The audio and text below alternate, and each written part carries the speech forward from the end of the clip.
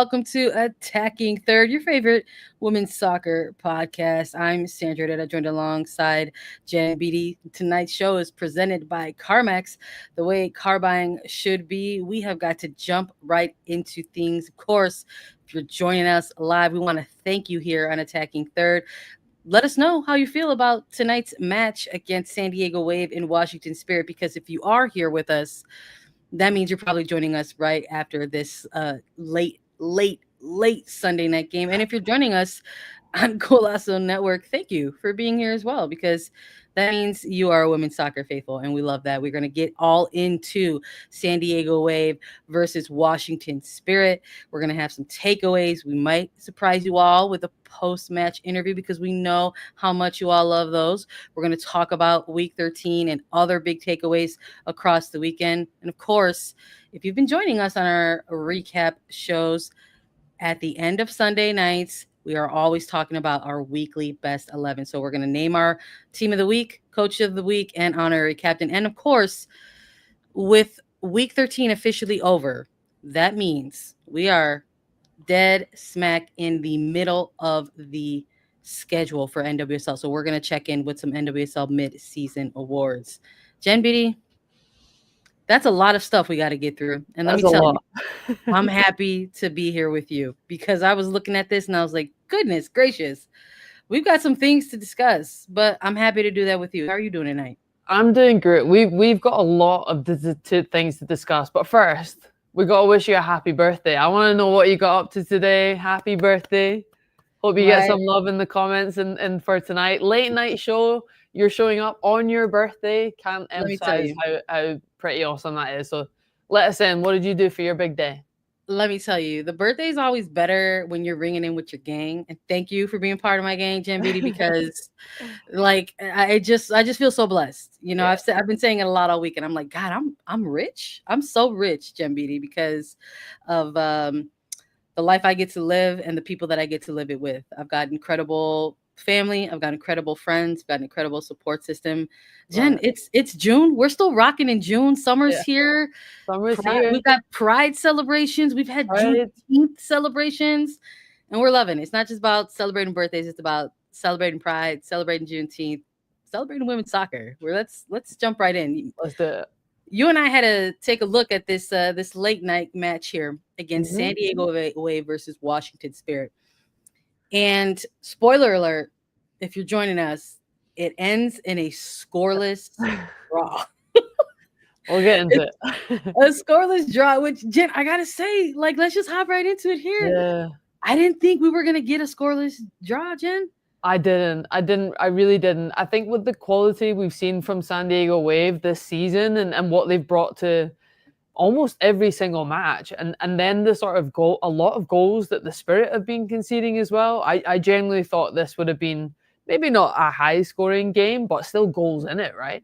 I think San Diego Wave started off really strong. I think their high press was so apparent from the get-go, and I think they were just missing that little final third cut of, clear-cut chances and quality. They were still, Cascarino was still doing her thing, right? We all know that. She was still, everything was going down that right-hand side, and what a season she's having. I know we've reached the halfway point.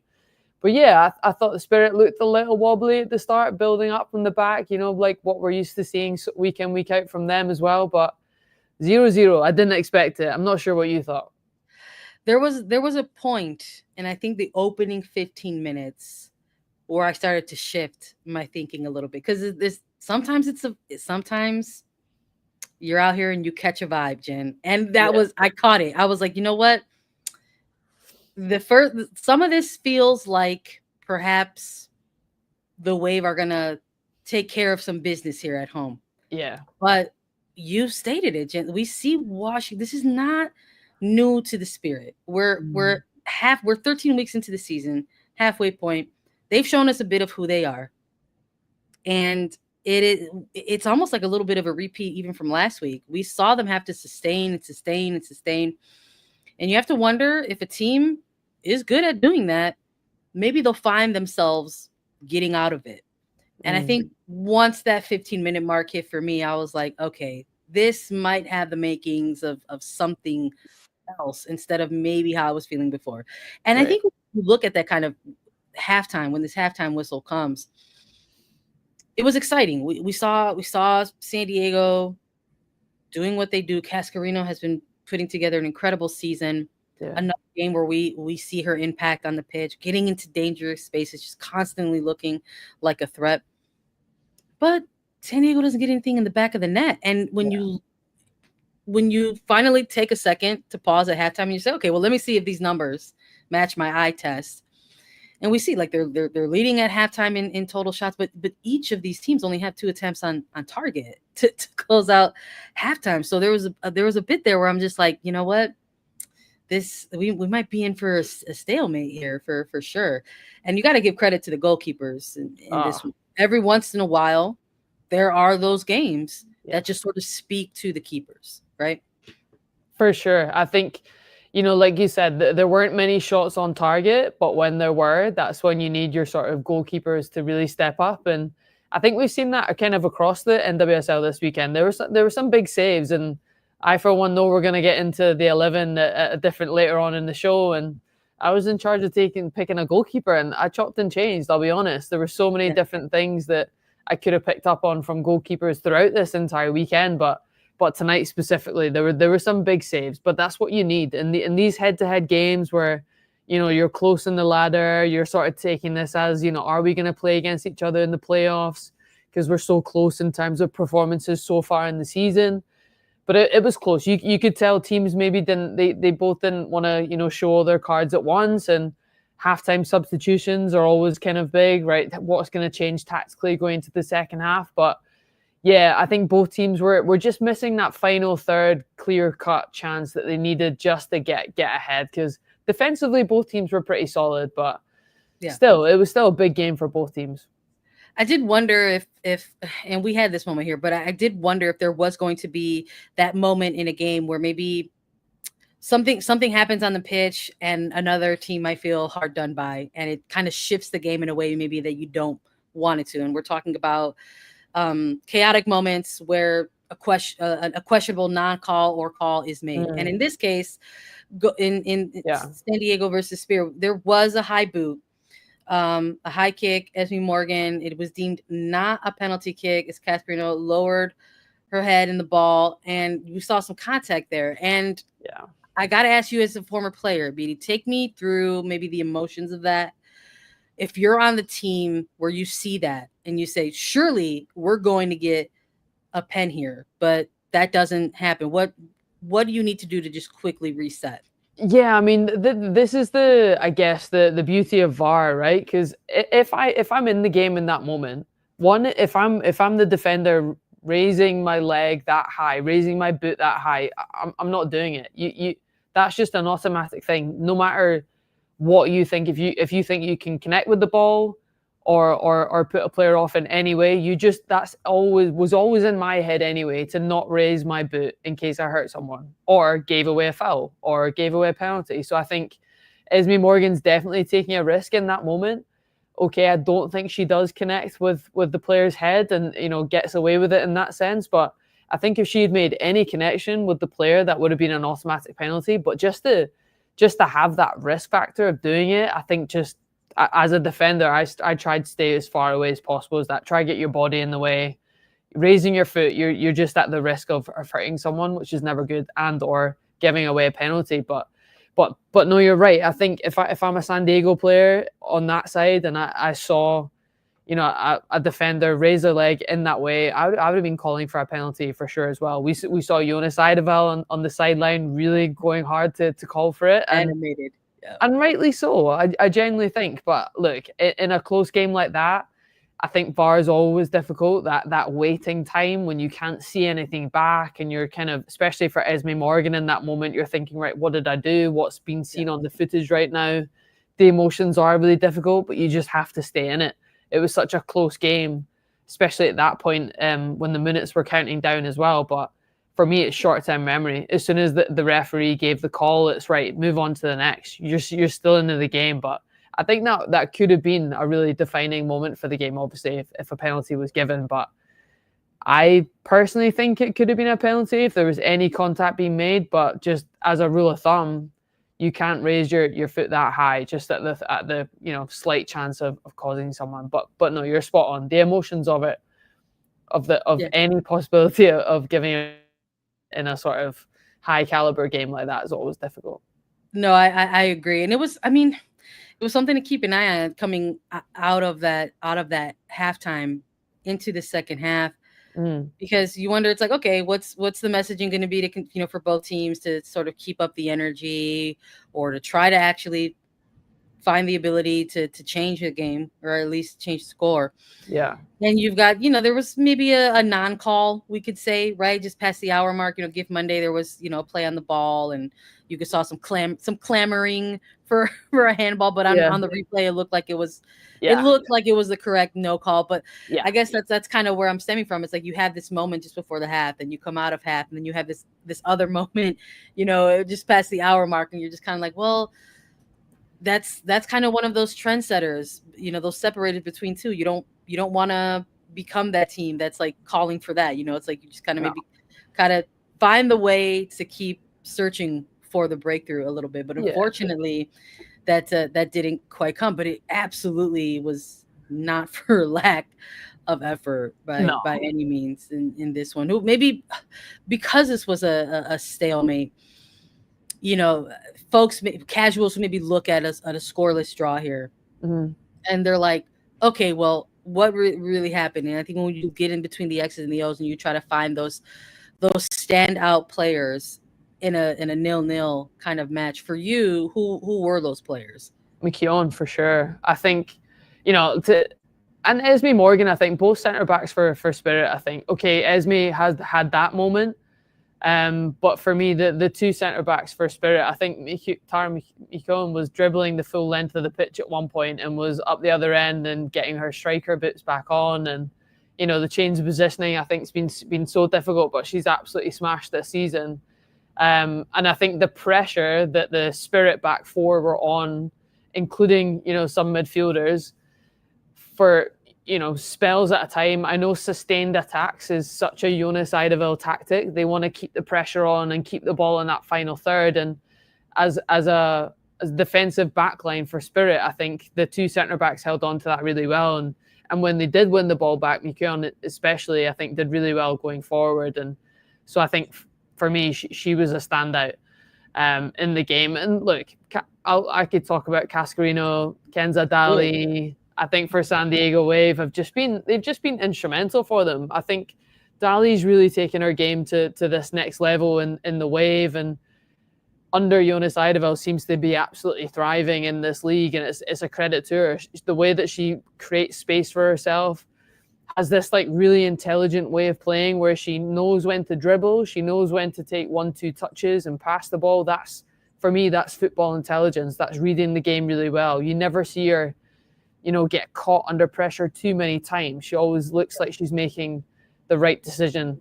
I also thought Armstrong had a really good game for the Wave tonight. I thought she was composed, especially when, again, I talk about sustained attacks. When you're a defender, you have to be aware of any counter. They got caught maybe a couple of times on the counter. I think Leon was running the whole way back at one point, tried to stop that. And I think that just shows the work rate that all of these players are doing. Off the top of my head, they're the ones that stand out. But what about yourself? Any standout players, either team? I think you're spot on. I think you're spot on, because that's what it comes down to. When you see that scoreline, when it ends in a stalemate like that, you're like, well, there are two defenses here who did their job, and San Diego Wave did that tonight. And you mentioned Trinity Armstrong. We also have to mention Kristen McNabb as well. Right. Thought she had a phenomenal game. And you know what? We're not even going to get too into it, because she can talk about it herself with us, because we're going to be joined by Kristen McNabb on the show right now, live after this 0-0 draw against Washington Spirit. And there she is. Thanks for joining us tonight. Hi, guys. Thanks for having me. How you doing? Oh, we appreciate you being here. Congratulations on picking up the point. Maybe you can chat a little bit about how you're feeling coming out of that scoreless draw. I have to imagine, being at home, you probably felt like you left, some points there, obviously. But overall, general feelings about this performance by your team tonight against the Spirit? Yeah, I think we're happy with the performance overall. I think we controlled most of the game and had a lot of sustained attacks and kept the ball a lot. But I think, obviously we're disappointed with the result. I think we created chances, but I don't know if the quality was there. And we should be scoring more and we should be winning that game. But, overall, we're happy with the performance. I know personally, like sustained attacks is such a concept that Jonas Eidevall talks about massively, right? Can you let us into just a little bit how he's sort of translated that onto a training pitch and how the girls are really getting to grips with it, executing it every week? Because I can see it clearly. It's awesome. Yeah, we focus a lot on just our close connections, and we obviously have great soccer players who are very skillful and very good on the ball. So I think we utilize that a lot with our close connections. This week we talked a lot about our countershape and having our center backs as high as we can just to keep that sustained attack. So we don't want the ball to be able to get to their forwards and have transitions, which happened a couple times, but I thought overall we did pretty well sustaining those attacks. Kristen, with the result tonight, the Wave find themselves at the midway point of the season here. There's a break in front of the league for now. And you all find yourself in the top 3 of the standings. What does a break at this moment in the schedule for San Diego mean? Is it just about maybe getting a little bit of time away? Is it about maybe getting some players back up to speed who might maybe need some extra time for injury management? Is it reading more books? Is it listening to more music? Is it, tell us what's ahead for you and the team? Yeah, I think it's a bit of both. I think it's obviously healthy to get some time away and, recharge your battery a little bit. But I think we're going to go hard this next month and focus on building and, we have a really deep team. So getting everyone game minutes, we're going to play a lot of games the next month, and we're going to just keep focusing on our sustained attacks and the way we break down teams. Because I think, if you're player 1 or player 25, we have that style of play, and I don't think that changes. What do you think the next level is for this team, though? Because I think everyone has been enjoying the shift from last season to this season with the Wave and the amount of quality that you guys bring every single week. What do you think then the next phase actually is, and what do you think it will take, to not just finish in a playoff spot, but win the championship? Yeah, I think it's just finding ways to grit out games. Like, I think we have an unbelievable style of play, but sometimes this league can be transitional and we also can play that way. So I think it's just varieties in our attacks and showing that, like, we obviously can break down teams with our close connections, but we also can be direct if we need. I have a question about maybe some of your teammates along that back line there, because again, great showing tonight in terms of the defensive structure. We've had Kaylin Sheridan join us before on the show live. She, I think, joined us from the tunnel last time we had her on. It was a lot of good energy, but there's some good chemistry along the back there, and there's this good chemistry that's being built, and there's a young teenage center back in your rookie year in Trinity Armstrong. What's it been like sort of playing alongside her? How have you seen her development in the league so far this year? Yeah, Trin's been unbelievable. She's wise beyond her years, and I think that shows in how she plays. I don't think it's taken many games, obviously, to her adjustment to the league from college, but she's very calm, cool under pressure, great defender, great on the ball, and I think she's been great in the back line. And one more thing before we let you go. I know you want to hit the showers and go start this break for sure, but San Diego is in such a unique position with so many opportunities in front of them right now, and whether it's been having conversations with Jen Beattie or anyone else on this show, we have found ourselves constantly speaking about the Wave week after week after week. And in comparing that to the present, in the off season and in the preseason, there were conversations that we would have with even teammates or coaches or Camille Ashton about this team and their build moving forward. And for you, I would love to hear from you about where San Diego felt like maybe they were at the start of this season to where you all have found yourselves now. Yeah, I think your guess was probably as good as mine of what this year was going to look like. I've been on this team since year one, and it was obviously just tons of new faces from staff all the way down to players. So I think I really didn't have many expectations. I was hopeful, and obviously we had a lot of great coaches and players coming in, but I just didn't know. And so I think San Diego, one thing I'd say our identity has always been is we've had kind of that like underdog gritty mentality, being an expansion team from year one. And I think this year we've kind of grown from that. We still have it, but we're obviously playing unbelievable soccer in like the possession and our build and everything. So I think it's kind of been like a meeting of the minds in that, growth from year one. So I think it's been unexpected, but awesome to be a part of.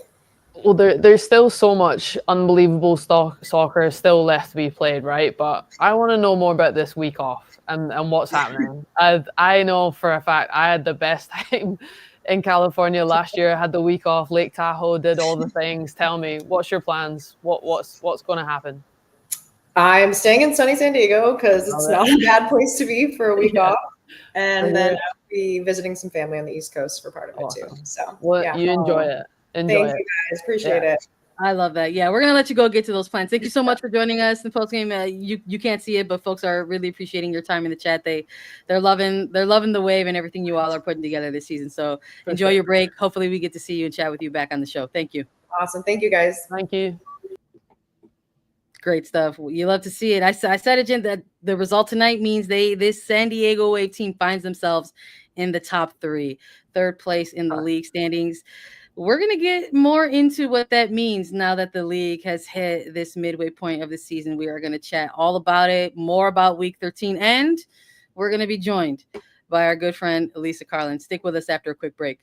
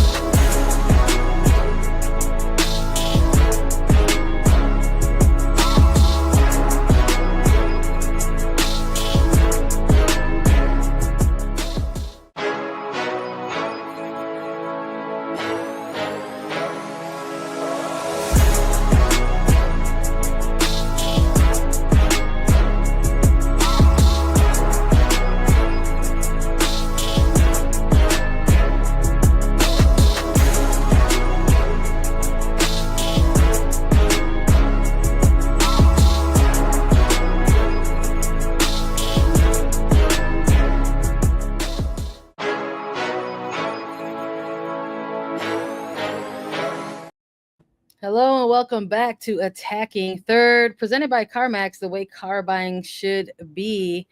And what a great interview we just had with Kristen McNabb, talking all about San Diego Wave and everything they've accomplished so far, coming out of that Sunday night game and finding themselves in third place in the standings right now. But we've got to get into more here, Jen Beattie. We've got other games that took place. I know we've got some big takeaways coming out of this particular weekend, considering, again, it's that halfway point of the season. And we started the show saying how there was a lot to get through here and that we were so grateful to have each other. We need help, though, right? Well, we need some help here. I know I need some help. We need help. It's been a long birthday weekend for me, buddy. I'm not going to lie.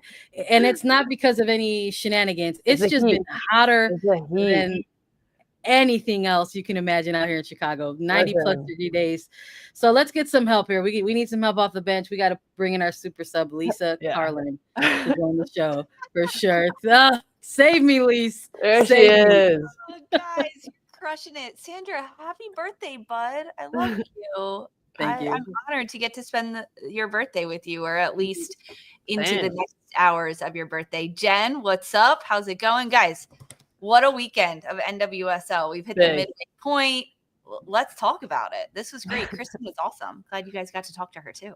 Yeah, no, let's get into it. Thanks for the birthday wishes, but it wouldn't be a birthday if I wasn't ringing it in on A3 with you. Like, I've done a couple of these already with you. I'm so glad you were able to hop on and literally help us get through the rest of this weekend.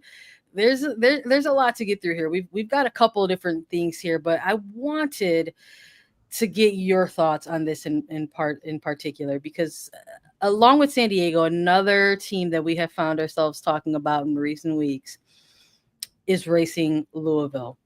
And they're a team that have now won 5 of their last 7 matches. They maybe had themselves a bit of a statement win. And I caught myself on this show saying I needed to see something a little bit more from Racing Louisville. I liked the streak, but I'm like, I've seen this movie before. It makes me nervous. I see Racing Louisville go on a little bit of a streak, and sometimes it's at the wrong stretch of the season, and they find themselves where, Lisa? They find themselves in 9th. But they had a big win. Every year they've had a big win against Orlando Pride. Speak on it, girlie. Is this it. Real? This is it. This is for real. I'm 100% convinced after Friday night's performance by Racing Louisville against Orlando to take down the reigning champions, reigning Shield winners, number 2 team in the league. I am fully convinced that this is the year Racing Louisville makes it to the playoffs. They have to. The way that Bev Yanez has built up this team to be so bought into what they're doing as a unit, and that was so evident from minute 1 to minute 90. Against Orlando on Friday. The midfield was so connected with Borges and Flint, DeMello, really good spacing between them that disjointed arguably one of the best midfields in the NWSL that Orlando Pride has, with Marta and how well they play, how consistent, and the tackles, the aerial duels that Flint does defensively, and the work that Taylor Flint puts in throughout a shift is unmatched. And a lot of it goes unnoticed, but stats wise, she leads the NWSL in interceptions, in tackles, in aerial duels, but she's also so composed on the ball, because remember back to her college days, back to even San Diego, that time when she was on the U.S. women's national team, she played so much higher up the pitch. So on the ball, she's composed, and Flint knows how to break lines, be creative, find that final pass.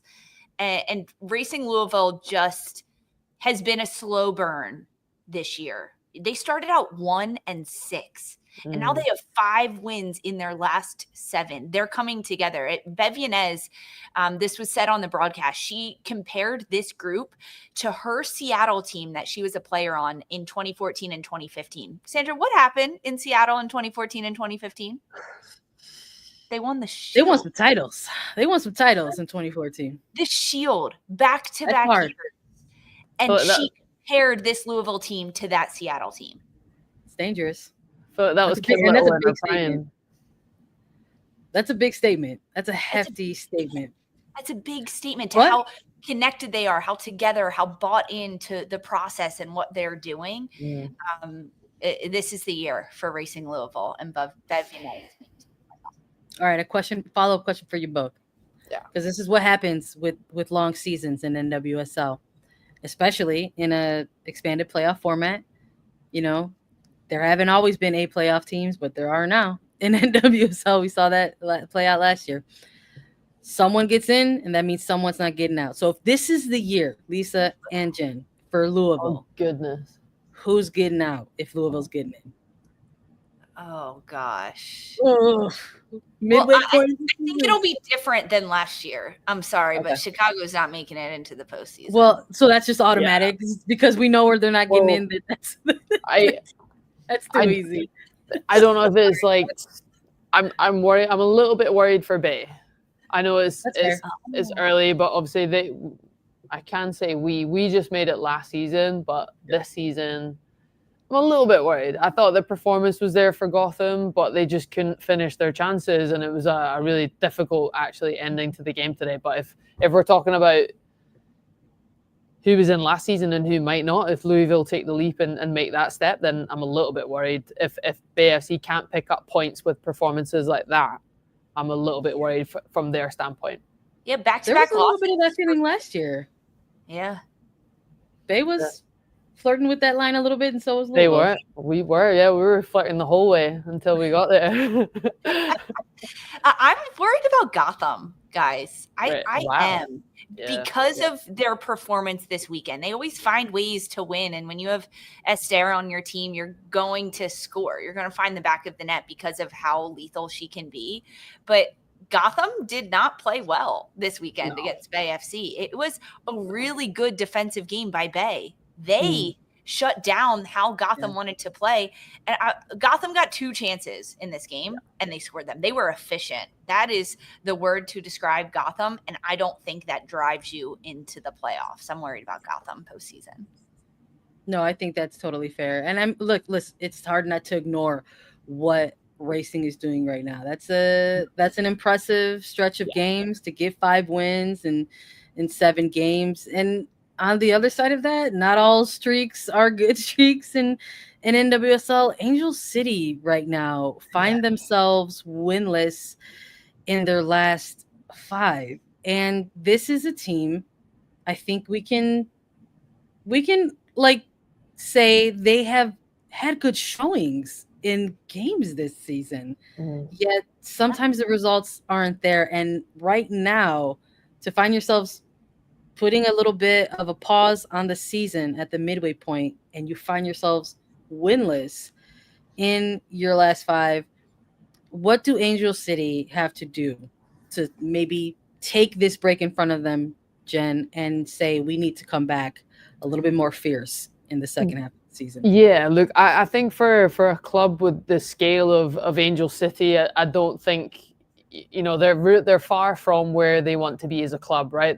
Those are facts. I think Strauss coming in, I think it's too soon to judge how he's doing. It's only been a couple of games, but I think this break has probably come at the perfect time for him to really get the group together, focus on what his philosophy is going to be moving forward. Because ultimately, I'm looking at the roster, but they're missing Sydney Leroux, Claire Emsley, who for me last season were big players for them, and they've been a huge miss in that forward line. And we can talk about injuries for any team, right? And ultimately, no matter who you've got injured, you have to be able to replace them and have the roster to step in and step up if you want to make a playoff. But for me, they've not looked like they've been firing in the same way that we've been used to be seeing. But I'm hoping that new manager coming in, do the best with what you got with this group, get your injured players back fully fit, and the breaks hopefully come at a good time. But it's been a really disappointing for them, and they'll all know it, right? The expectation's big for them as a club. They're a big club. They've done so much over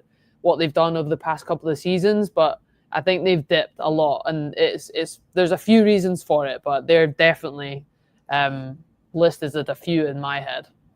To Jen's point, Lisa, the different trends across the roster for Angel City, as they are constructed right now, they've got Strauss in. That's a new head coach for them moving forward. As they're constructed right now, is this the roster to take it over the playoff line? in the second half of the season? Or is this one of those teams that you want to see make those mid-season moves? Are they going to sign another player in the summer window? Do you want to see that intra-league loan come to life for Angel City? And is this roster enough, or do you want to see them make another move? I think this roster is enough. The loss to Savvy King with her medical event that happened a month or so ago, that's a big loss and a big hole in the back line. Megan Reed has slotted in, though, and she played there last year, right? So to me, this is a roster that can get things done. Attacking-wise, Emsley is a big loss, but they've got Thompson, they have Tiernan, they have Kennedy Fuller, who's put in good shifts. Kristen Press is getting more and more minutes. They can do it. I think they need to take these next 6 weeks and get acclimated with Alex Strauss. This was his third game in charge, and against a very top attacking team in Kansas City. Strauss doesn't know the league as well as Sam Lady did, who's been an assistant, a head coach at times in NWSL for a decade, let's just say, also alongside Laura Harvey, who knows the league so well at Seattle. Strauss doesn't know it as well, and he's got a lot of young players on his roster that he has to deal with. And on paper, if I'm a new coach and I'm going up against Kansas City and I see that they're scoring this amount of goals and they've got these weapons up top, I would probably do the same thing that Strauss did. He dropped 5 in the back against Kansas City. Meanwhile, I don't think Sam Lady would have done that, because even against Washington Spirit earlier in the year or other teams, we saw Angel City have a little bit more of a upright stature in how they want to attack with the ball, knowing that they have the confidence, the skill, the talent, the creativity to go forward and impose their game on oppositions. And that didn't happen in the first 45 minutes against Kansas City. It's going to be a balance of the team figuring out Strauss figuring out the team, but they have the roster to get it done. They just got to get on the same game plan. It's hard to switch your manager mid-season. It is. Lisa believes in racing, and she believes in Angel City. Bring in the positivity to the pod tonight. Let's go. I love it. Well, thank goodness you're bringing it, because we asked the poll, we asked the chat. We asked them, are racing Louisville the real deal? And 31% said yes. 55% said they got to see more. So that's a gift for me, because I'm still kind of a little bit in that camp. 13% say no. That's a pretty hard no. Double digits no.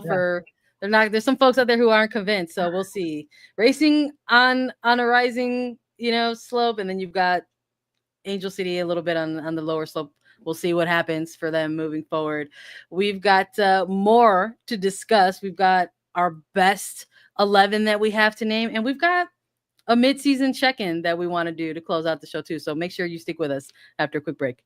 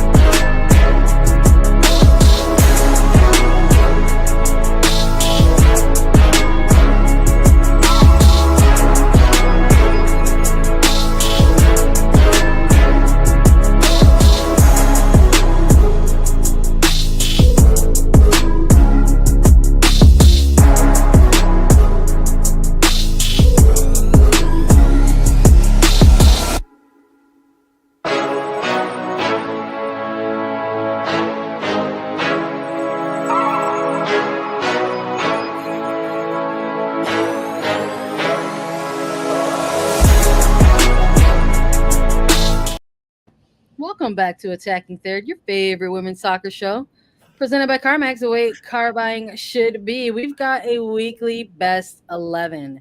This has become my favorite part of the show. I love a team of the week, and I love it. Everyone in the chat going crazy right now. So funny. It's my most favorite thing because everybody is right and everybody is wrong, and we have fun with it along the way. All right, let's do what we do best, and let's start with the defensive side of things, because me and Lisa are the OGs here, and we love defenders. We love defense on Attacking Third. So Jen, you had the blessing, not responsibility, I was going to say. You had the blessing to pick defenders and goalkeeper. Who have you got on the team of the week? I did, and it's funny you say that, because best 11 must be the most stressful time of my week trying to pick these players. I'm like, I don't want to disrespect anyone. Everyone's just too good. I'm like, how am I picking? And also, I'm so biased towards centre backs. I almost want to pick like 4 centre backs. Do it. I'm glad you guys are also as stressed as I am every week when I have to do this. Anyway, now that I've got that off my chest, and we can unpack that later. But I went for Lorena as my goalkeeper. PK save, clean sheet. But I will say, I was watching these games thinking I could pick multiple goalkeepers here. Even tonight, Kingsbury was pulling off all the saves. Anderson, I thought, was stepping up for Angel City when she needed to. But I went for Lorena. Are you guys stressed out, or are we're agreeing? Lorena's a good pick. I tend to have recency bias when we do these. And Aubrey Kingsbury stood on her freaking head during this game in San Diego. Stood on her head. Yeah. But you know what? This also it's not the first game that Kingsbury's had to, alongside her defenders, absorb a lot, sustain a lot. And I feel like it's just sort of become part of the Spirit's identity, I think, in recent weeks especially. I think when it comes to week 13, looking at the games that were in front of them, when we're talking 1 point versus the full 3 points, Lorena came up so clutch for Kansas City Current. I'm gonna be your combo breaker, and I'm gonna say yes, Lorena. I didn't go get my nails done this color for any reason. There you go. Well, let's go. No, I got it because they're A3 colors. But I'm gonna go with Lorena. I like Lorena. It's a good one. Casey's been unstoppable, and she's a big part of their defensive strengths. Yeah, I do hear what you're saying though. When you've just watched the game, it's so fresh, and you're like, right, okay. I always have recency bias. But I wrote down Lorena. I'm sticking with her. It's so tough. Yeah. I love Mallinson as my left back for BFC. I think BFC played really well against Gotham, and I think her one interception when she reads the game, wins the ball back, intercepts and plays in her, that's just Mallinson in a nutshell. So I went for her as my left back. Mikion and Sharples, I went as my 2 centre-back pairing. Mikion probably because she was fresh in my head. I mean, just watched her. I thought she was awesome tonight. Sharples for me has gone from strength to strength. I think her on the ball, especially playing out the back, that was why she was brought to Bay last season. I think she's gone on next level with the Current this year. So they're my 2 centre-backs pairings. And then I'm probably BFC biased as well, but Didasco and Rachel Hill, that pairing up the right-hand side, Oh, I just Jen, love Tedesco. you in danger, girl. Lisa's about to eat you up Why? because What she are does you not. talking about, Jen? What do you mean? Lisa does not like, because she hit me with this. I'm gonna put myself on blast. I had like some This is why I pretty get stressed equal. out. I feel you. I get stressed out Yeah. too because I never want to disappoint Lisa. Let me tell you. Get hot. And there's moments where it's like, oh, I have like this amount of players and this amount of players, and Lisa will be like, that's too many players from the same team. From the same team, yeah, I get it. I This get is it. like a AFC back line, Jen. What No, is it's not. happening? No, it's two. Tara There's two. McNabb I will admit that. There's two. There's also two current. Okay, so I Tara think Tara McNabb. McNabb deserves to be on this back line. She Thank you. had a tremendous game tonight. A really Very good good job. To the point where she was like, I'm just going to go and score the goals as best as I can because no one else is. What about Erin Wright for Racing Louisville? She mitigated Barbara Banda. She took down Orlando. She was throwing her body on the ball. She was contributing in the attack. She was a physical force in the back line for Racing Louisville. I wrote down Erin Wright. I like Sharples. I like Alyssa Mallinson. I was impressed with on this weekend on the ball. She looked really good. Right. No, there were some really good defensive, performances across the weekend. I like Mallison. Let's keep Mallison on the starting 11. I'm in agreement that we got to get Tara McKeown in there, but I mean, if we're having a little bit of the recency bias, is there room for a Wave FC defender in this bunch? You know, are we looking at an Armstrong? Are we looking at a McNabb for this one? Or if it was less about what they had to sustain because they were constantly on that front foot, do we just sort of kind of keep it where it is now? Don't want to like stress out Jen too much. I want Jen to come on and keep doing these. I don't want to like tear, you know what I mean? Like, I'm not trying to say like, hold on a second. No, I need the feedback. It's always up for discussion, right? Guys, I'm really going to put for Erin Wright. She also scored a goal. But I was going to say she got the goal. Right in there. Let's get Erin Right. She got the the goal, and I think the case is for Wright and for McKeown. I'm also in agreement with that to get those on there. Maybe we should just like put a bunch of center backs in there. What if we just like made them all center backs? Okay. So final. So it's going to be Lorena. It's going to be Wright. It's going to be Mallinson. It's going to be McKeown. And who's the fourth? Sharples. Are we going? And Sharples. Yeah. All right. Okay. All right. So let's go into the midfield. I got midfield. I got to say, I'm pretty sure I was also equally stressed out because some of the performances this week, I was like, I can only choose three. Like, at least with defenders. Yeah, no. I was just about to cut in and be like, I have to pick 5 players here with the backline and goalkeeper. You just have to pick 3. But anyway. But I feel like it's a heavier responsibility. Harder. Yes, because I have so many great options and less slots for players because it's tough. I can't ignore what Portland is doing right now. I feel like I've said this and I'll keep saying it on this show that the 2025 Thorns are Sam Coffey's Thorns. That's her team right now, and I've got her on my best 11. But even that, making that decision was difficult because then I look at Hina Sugita, and I love what she's doing for the Thorns as well. But I'm gonna the assist is what tipped it over for me. So I've got Sam Coffey on there. I've also got our girl Denise O'Sullivan on there. I thought she had another very good game. Also was very clutch for North Carolina against Houston Dash. And the third one was difficult for me, but I really think we need to give some love to Seattle Reign as well.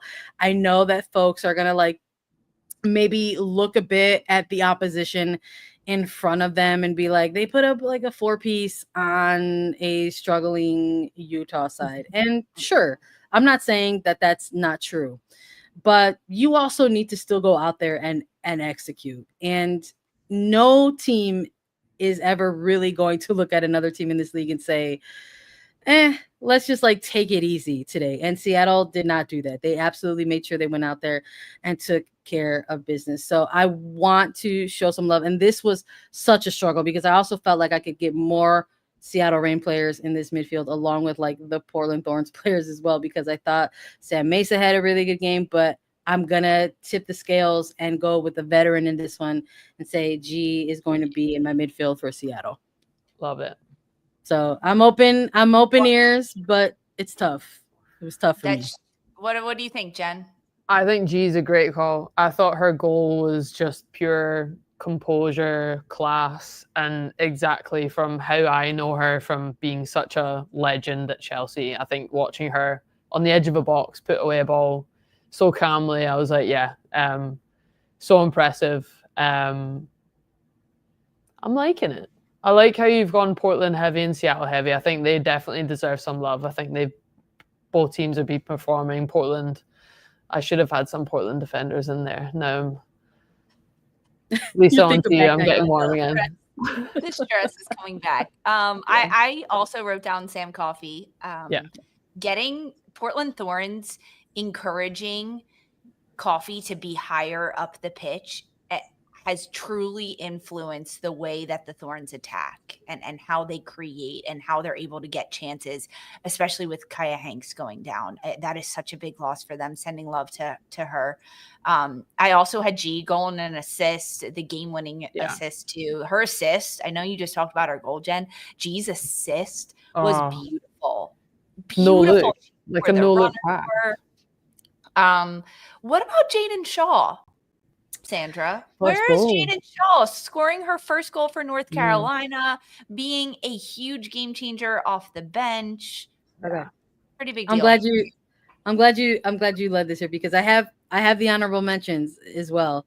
North Carolina, Jaden Shaw is in that honorable mention, but honestly, so is Taylor Flint for me in this honorable mention.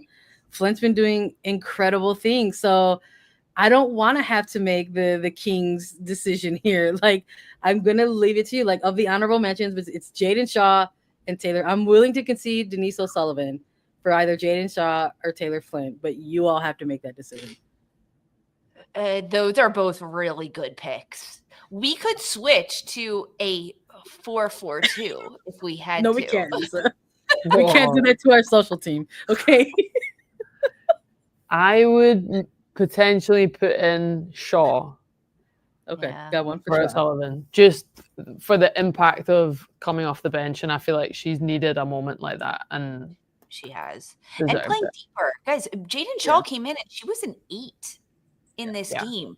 We have seen her as a 9, as a 10, as a 7, as an 11, and North Carolina said, we got to try something different. You can play anywhere, Jaden Shaw. We'll drop you deeper, and she found her space and found her goal. I think we got to give it to her.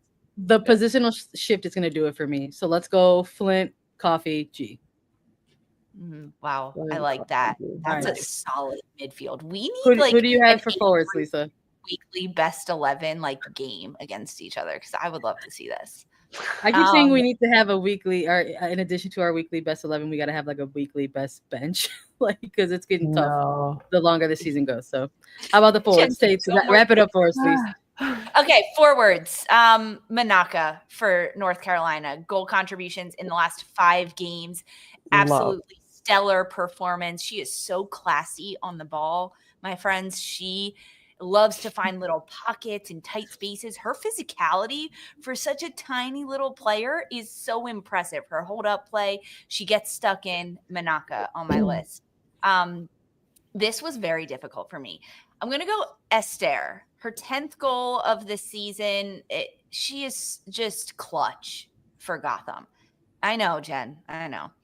I also am going to go Emery Adamas for her brace with Seattle. She became the second youngest player in NWSL to score a brace. She is 18 years old, and she did it with such ease. Now, again, against Utah, but still, the confidence for a young player to execute in those positions, a penalty kick as well when you're 19 years old.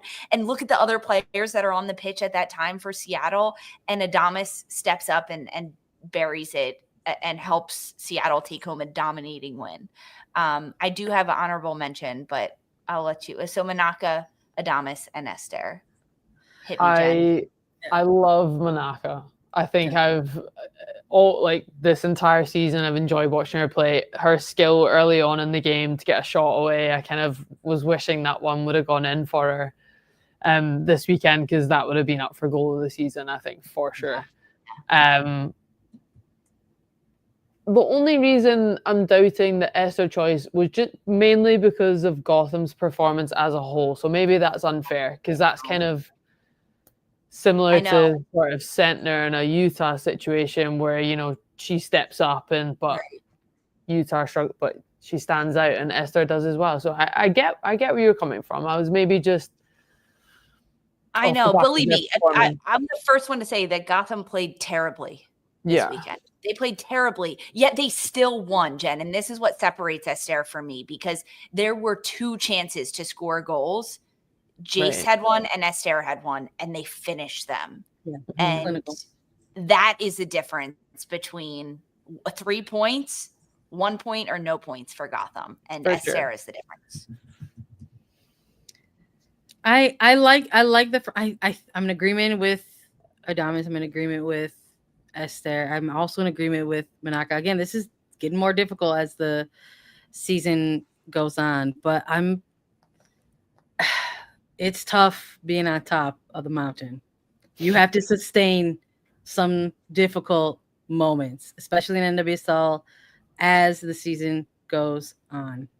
I'm a little surprised that Bia Zenerado's not on your top 3, Elise. I gotta say. She's my honorable mention. 4 goals in her last 6 matches, 5th goal of the year for Bia.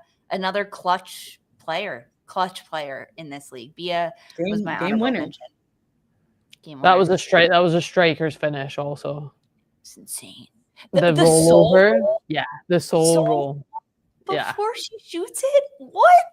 As it's coming back there as well, to have that composed the soul, Oh, man. Okay, we can give it to Bia. Who would you take out then? Esther. Really? I mean, the soul roll and the finish has to be it. Like, that for me has to be in there. I was thinking Manaka. Oh. I was like, let's get some drama, but I don't know. This is Lisa. This is your front line. I think Manaka has to be in. She has to be in. Also, stand 10 toes down for your front 3. If that's your front 3, that's your front 3. I'm gonna go Manaka. I'll concede Bia. I'll give Bia a run for her money. So I'm gonna go Manaka, Adames, and Bia. Esther's been in the weekly. She's fine. Adios. We got there. She's in the running for Golden Boot. She doesn't need to be on this. It's fine. I love it. And of course, everyone's letting us know. Look, keep letting us know your thoughts. Are we getting it right? Are we getting it wrong? Do you agree? Do you disagree? Let us know who you think should be in Attacking Third's Team of the Week. And make sure you also stick around, because we've got even more to talk about. If you thought this was Attacking Third late night, let me tell you, don't worry. We're going to keep going even later, because we still have to do Coach of the Week, and we still have to do Honorary Captain, and we're going to check in on midseason awards. Do we want to give a coach shout out for this week, and who would it be? Yes. I'm going to shout out Bev Yanez. For sure. Huge week for her, taking down Orlando with a shutout win. Great stuff by Bev Yanez. Going with her. Hard agree. I'm not even going to fight you on that. Incredible stuff for Racing Louisville to close out week 13. To be where they are right now at this point in the season, there is a reason why Racing Louisville fans have hope, and it's absolutely because of the team's performances, but also Bev Yanez making sure that they power through it. Okay, Honorary Captain. Do we have any nominees for Honorary Captain? So I have a very out of the box nominee. Can I give it? It's my favorite. It's my favorite when we do out of the box. I am going to give it to the entire Washington Spirit locker room because of the chaos of the coaching situation. I'm sorry. It is all over the place. They're supposed to have Jonathan Herrera. He has missed the last 2 weeks because he's with his partner who's expecting very excitedly their second child. Congratulations to them. So now they have Adrian Gonzalez slotting in, who's going to take over July 18th. There's just a lot going on. And I got to chat with Britt Ratcliffe this week. And she was like, we are all just very open and having these communications and talking about it and trying to be on the same page. And it's just a lot of chaos. And that's a lot to deal with as a player in a locker room when you're also trying to stay at the top of the table, pick up wins and points against top teams. I think it's a good shout. I like doing the out of the box stuff. Spirit, locker room. Okay, I like it. Jen, did you have any thoughts on an honorary captain nomination? So mine was McKeown, and I know that, that was my kind of. Look at that. Yeah, I just think of off the back of what you're saying, I think they're going through a really difficult phase right now of managers, what's happening. They know what's happening, but it's just a very weird situation. And I think when I watch her, she just looks like a player that's shutting out all the noise and showing up every single time. And I think tonight was another prime example of that. She's got everything in her game. I honestly think that watching her go from changing position, standing out, stepping up, she's like a national team future captain. Exactly. I think she's Good job. captain. I like it. We'll go with the Washington Spirit. We'll do it an umbrella, like an honorary captains for the Washington Spirit locker room, like the Washington Spirit resiliency, the Washington Spirit mentals are our honorary captain of the week. I love it here. I love it so much that we're gonna keep going. If you thought it was a late night, boy, were you correct. Make sure you stay with us after a quick break.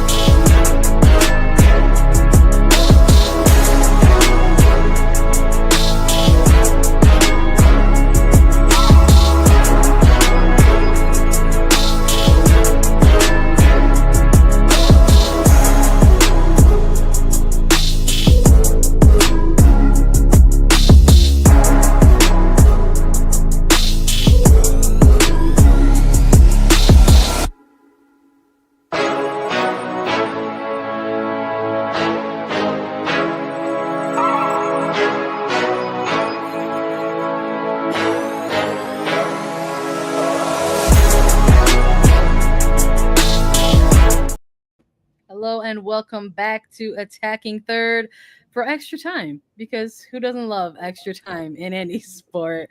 Presented by CarMax, the way car buying should be. We've got to do a mid-season check-in. In fact, let's continue giving out some awards. We're fresh off of doing our Team of the Week, giving out some Best 11 honors. 13 weeks into the season, 13 more to go for NWSL after they take a summer break here. MVP, let's start with the big one. At this point in the MVP, who do you have as the front runner, Lisa? I have San Diego Wave forward Delphine Cascarino. 3 goals, 5 assists, leading the NWSL. She has been a menace for oppositions to deal with in the wide areas, getting in line, cutting inside, picking out opponents. She is so selfless on the ball to constantly create. And she is a key reason why San Diego is as high up in the standings at this midway point as they are right now. How about you, Jen? I got Debinha for very similar reasons. Obviously, she's had a little spell on the sidelines, but look, her quality, I think she delivers every week. Whether it's assisting or scoring from set pieces, she is that quality in the final third. Debinha, for me, this point in the season, she's showing up already. Yeah, I think even through 10 weeks, Debinha was arguably the de facto front runner for MVP. Unfortunately, she got sidelined this month with an injury. It's also kept her out of some friendlies. It's going to keep her out of Copa America. Might look like or feel like it's very tough to kind of see that is maybe a more lengthier injury, and maybe it is something that is going to affect or that you'll have to manage throughout the duration of these things. So I think, yes, through 10 weeks, 100% Debinha. I think through 13 weeks, I'm going to give the edge to Cascarino. I feel like this player, week in and week out, we're constantly talking about her. I think compared to some of those Team of the Weeks in the past, alongside Debinha, she has also been a constant feature across those best 11s for us. So I think it's 1 and 2 at the midseason. I think because, unfortunately, of injuries, you never want that to penalize a player. Right now, Cascarino has a little bit of an edge, but we'll see what some time off for Debinha does in the future. Very impressive, really fun, and we'll see what happens. All right, that was the big one. As far as first half of the season, who's the best rookie in the league right now, Jen? I've gone for Riley Tiernan. I feel like if anything happens, I think, it's hard for any rookie to step into a league and really show their quality, but I think she's done that. And, her attacking prowess, I think her skills on the ball has really stood out for me. So when a rookie's doing that, whether you're working with them day in, day out or seeing it every weekend, she's definitely stood out for me in terms of a rookie. So the most impressive thing about Riley Tiernan is she came in to Angel City as a non-rostered invitee. And they gave her some minutes at the Coachella Valley Invitational preseason tournament. And Angel City was impressed with her, signed her right away, multi-year deal. The fact that she scored 7 goals through 13 games, she's on her way to breaking the Diana Ordonez rookie goal record of 11 goals. She's going to break it this year. Tiernan is going to. I like this shout. Hands down, one of the best rookies so far. I got to give some love to Lily Real, though.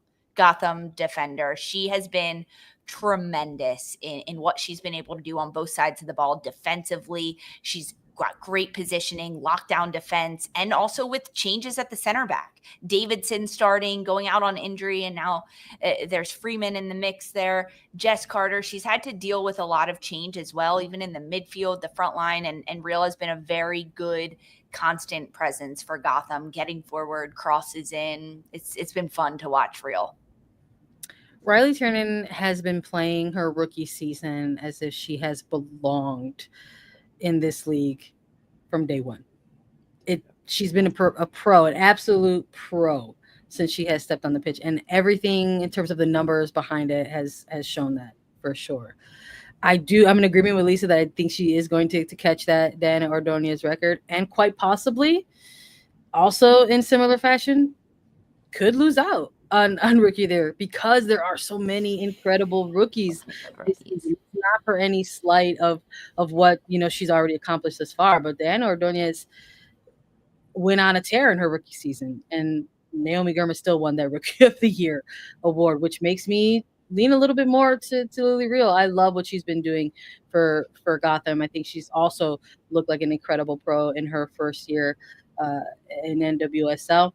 And I also think where your team is and what you're doing for your team and where their direction and where they're going is going to mean more in the end when it comes to those end of the year individual awards. And right now, like we said earlier in the show, Angel City's unfortunately on that slope, while Gotham is still sort of in contention for a playoff picture right now. But that's the beauty of the mid-season check-in. That can change in the second half of the season. We'll see. How about for best coach? I'm going to take the lead in this one. First half, best coach. There is no better team right now in the league than Kansas City Current. And every single week they remind us who they are. Not that they're invincible, because like any team in this league, they have lost. But their performances week to week have been so difficult to critique in a way that could be perceived as unfair to them because of how well they go out there and they execute. This is a team that looks different from who they were last year. And by different, I mean better. This was a team that we constantly found ourselves asking questions around their defense. And in their offseason and into 13 weeks of the season, they have said, we got it. Don't worry about it. Signing Lorena and getting her into goalkeeper position, making sure that their defenders are out there, understand their assignments. Kayla Sharples is a veteran of this league and is having a career year on that back line. Yeah. They lost Alana Cook and they have not missed a step. And Vlatko Andonovski is on those sidelines, making sure that those players, whoever comes in and whoever's rotated in or rotated out, understands their assignment. And I'm giving him the mid-season lead for best coach so far.